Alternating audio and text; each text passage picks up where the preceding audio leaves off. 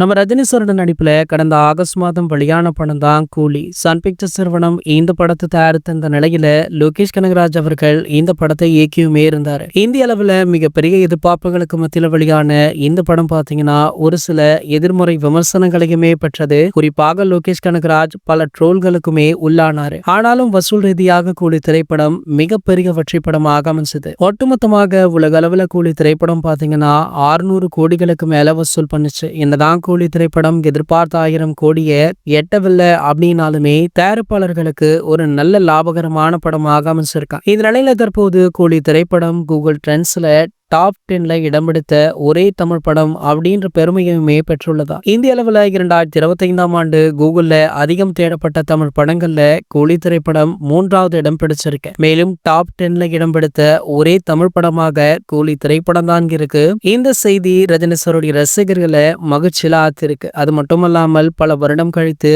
இந்த டாப் 10ல ஒரு தமிழ் திரைப்படம் இடம்பெறுவதால இதனை ரஜினி சாருடைய ரசிகர்கள் வேற லெவல்ல செலிப்ரேட் பண்ணிட்டும் இருக்காங்க. சோ அது மட்டுமல்லாமல் சூப்பர் ஸ்டாருடைய அடுத்த திரைப்படத்திற்காகவுமே அதீத ஆவலுடன் காத்துட்டு இருக்காங்க.